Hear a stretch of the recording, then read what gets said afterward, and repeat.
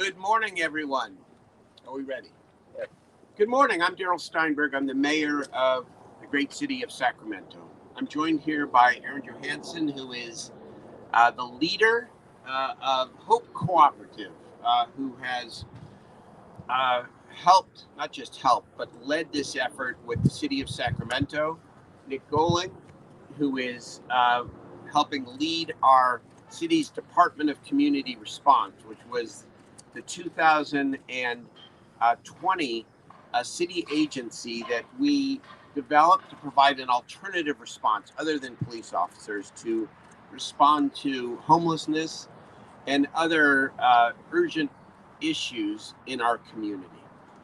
Today we are announcing the opening of this respite full service center for people experiencing homelessness beginning the 29th of September.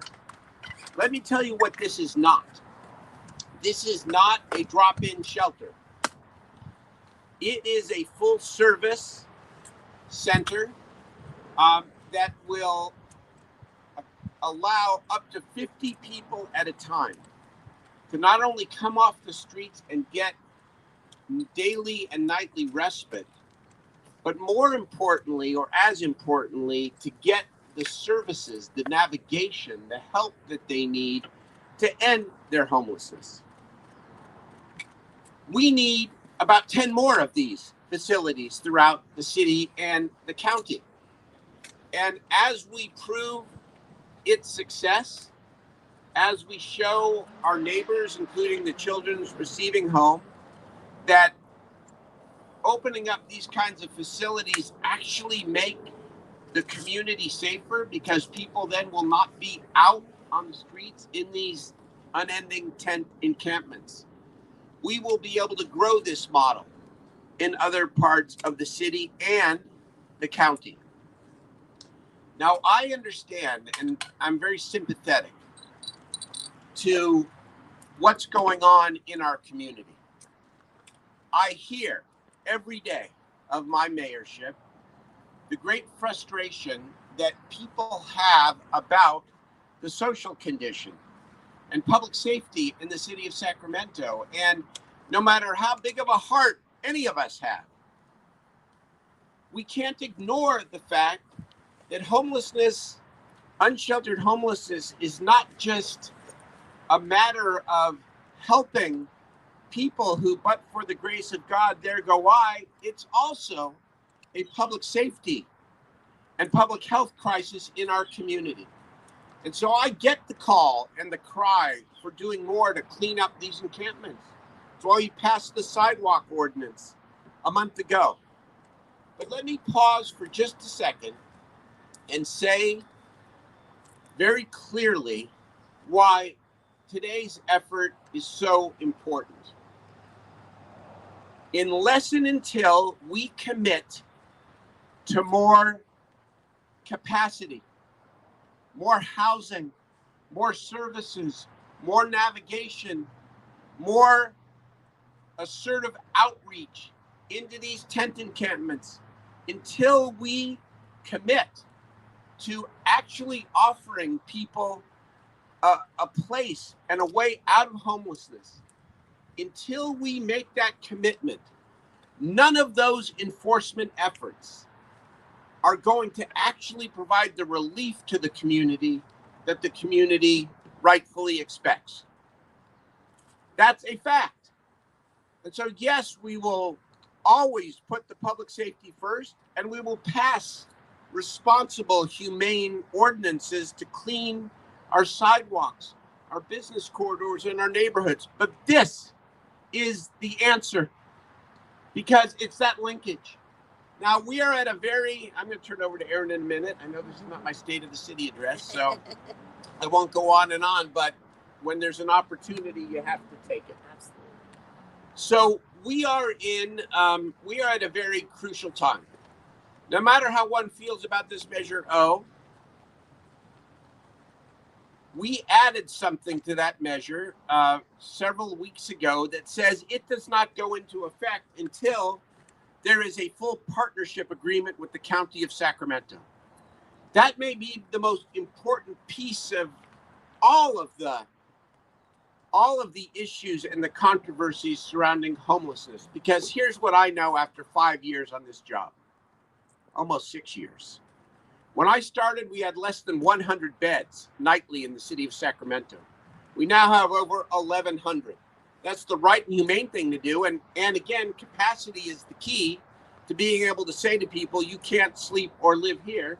You have to come in. But I will tell you, the city of Sacramento cannot do it alone. We're not a health and human services agency. We don't do mental health. We don't do substance abuse. It's not what a city does. We don't have the money. We don't have the history. And it's not been our historic responsibility. It's the County of Sacramento. And so we're at the table with them. And over these next couple of weeks, what we need is specificity. What we need are tangible commitments that represent partnership, that include outreach teams out in these tent encampments, because the DCR, Nick will tell you, it takes a month to really intervene in a tent encampment with 20 to 25 to 30 people and try to help as many people as possible navigate them into places like this. We've got to get to hundreds of these tent encampments and help people and provide relief to our community in this partnership agreement if it is specific, if it is robust, if it includes a timeline. We have a real chance to help more people and to make the city safer and healthier. So this is the model for how to do it. And I'm very proud that we fought through some obstacles in order to get here, and that we're here today, 50 human beings. And by the way, as 50 move out in the permanent housing with the services they need, 50 more then will come in. So hundreds of people over time will benefit as a result of this important step. But we hold no parades. We celebrate nothing until we actually are able to take this, make it the model, build it up to some form of scale so that we can help more people and help our community. And with that, I finally turn it over to Darren Johansson, who's our leader. Hope Cooperative, been at this for so many decades. A big heart, big brain, and unending energy for the people who need help the most. Erin, thank you. Thank you, Mr. Mayor. Okay. Thank you, all of you, for joining us today. We are so excited at Hope Cooperative to be able to finally bring these services to the community. It's been a long road, and there's been some bumps, but we're here today because this, as the mayor said, this is a model that is a solution. And at Hope Cooperative, we are about solutions. We are a provider of behavioral health services through contracts with the county. So we are already partnering with the county. We provide mental health, substance use disorder services, and housing for people experiencing homelessness all throughout our region. And we've been doing that for 41 years. We have lots of experience with this type of model and with this type of population. So we understand that it's really difficult for a person to really address their behavioral health issues while living in an encampment, but while being outdoors, while trying to figure out where they're going to sleep tonight, how they're not going to lose their stuff, and how they're going to figure out how to keep themselves and their loved ones safe. When they come in here, that's what they're going to find. They're going to find safety. They're going to find compassion. They're going to find a connection to those desperately needed services. As a provider of county-funded services as well, we understand how to navigate these complicated services, and that's really what people also need. We have, in our 41 years, we're really proud of the fact that we're really good partners and collaborators with the other nonprofits and other jurisdictions around the community. For example, the Children's Receiving Home has been rightly concerned about having a service like this next door to them, but we have worked together in partnership to form a dialogue where we are going to actually be an improvement on the circumstances that they have had in the past. Instead of this being an empty building that is attractive for young people that might not want to stay over there at the children's receiving home, now it's going to be staffed 24/7 with security and with social workers who actually do prioritize children, who will ensure that those kids are safe, and that we call the children's receiving home and say, hey, one of yours is over here with some of ours. So let's get that taken care of like right now. So we are excited about partnering with them. We will be a good neighbor to the community and ensure that this is a model, as the mayor described, of solution focused, addressing the problem that we have here in our community with homelessness. As a part of that system, we also offer permanent supportive housing. And I also am going to take one extra minute to plug, that is what we need more of. Because in order for any of these systems we're setting up to work, there has to be flow. There has to be flow from a program like this into the shelter system and into the permanent housing system.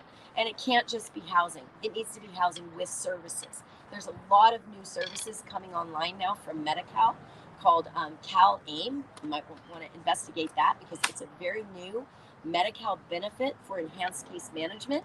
We will be connecting people to that service here, as well as county-funded behavioral health services. We will be connecting people to primary care, to medical assistance with our partners at FQHCs in the community, federally qualified health centers. So with all of that, we are going to make sure that people find this to be the next right step, but not the last step in their journey to permanent housing and sustainability. So thank you for giving me this opportunity to talk to you. I'm really proud of the staff that we have assembled here. They're going to really give it their all. And I'm really excited that we're finally going to open. And now I'm going to turn it over to Nick Bowling from the Department of Community Response. Thank you. Good morning, everybody. Hearing a lot about partnership, and I love that both the mayor and Erin Johansson have discussed the value of different pieces to the puzzle working together. Nothing works in a silo. So this location is now going to be an opportunity for DCR, our teams out in the community, to be able to have a new resource to connect people to. And by the way, Erin, I think you buried one lead, which is that in the last month, this center has opened a couple times as a cooling center during that heat wave that we had. And her staff have already been able to connect one person from homelessness to permanent housing. That person's now permanently housed, and that was just during a soft open. So we're really excited about Hope Cooperative being here. We trust in their expertise and their experience and are looking forward to the outcomes that will be produced as a result of this location being open. The most recent point in time count found that 72% of those experiencing homelessness in Sacramento are unsheltered.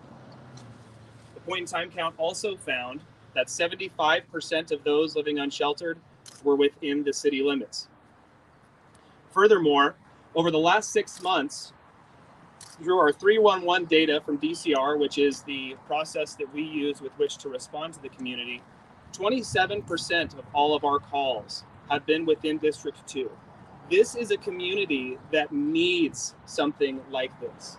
We have thousands of people, individuals, households, families that are in need, and now we have a new resource to connect people to. So as our teams are going out into the community and building trust and rapport with people who are living in fight, flight, or freeze mentalities, because it's the only thing you can concentrate on when you're living unsheltered. This is an opportunity for folks to come to find those basic Maslow's hierarchy needs to be taken care of, and then during the daytime to work with the staff, to work with the clinicians and the case managers to be able to identify barriers to housing and move quickly to the next appropriate step in their journey. So again, as the mayor mentioned, we'll be opening this on the 29th of this month, which is this Thursday. And we anticipate that this is going to be a successful endeavor, and we're excited at the opportunity.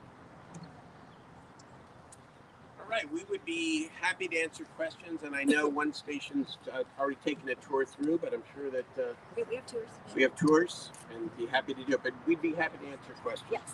Erin will take the tough questions. Can you walk through how someone who's in an encampment would move from that location to here, including how they would hear about this, the transportation services, how would that all work? And you and I can both take it all. Okay. So one of the things I didn't mention is that Hope Cooperative also has a homeless outreach team that works in partnership with DCR. So our two teams are out combing the city every day, talking to people in encampments and trying to encourage them to take advantage of other services. So when that happens and we are engaging with someone in an encampment and they are willing and ready, we will arrange the transportation to bring them here. It is all by referral of our two teams. That's how they come in. Once they come in, they'll get handed off to the outreach and engagement team, who will then do a brief assessment, welcome them in. If they have a pet, we have the facilities for that pet. If they have some belongings with them, we have some facilities to store those belongings. When they come in, they will meet with our staff in a really welcoming and gentle approach, where we will see what their first needs are. As Nick talked about the Maslow's hierarchy, and maybe they first need a bottle of water and a bathroom, and we're going to provide that. And then we're going to talk to them about what could help them on the next stage of their journey. Are they willing to go to a shelter bed? Do we have one available in the next couple of days? Are they interested in case management? Can we connect them with that?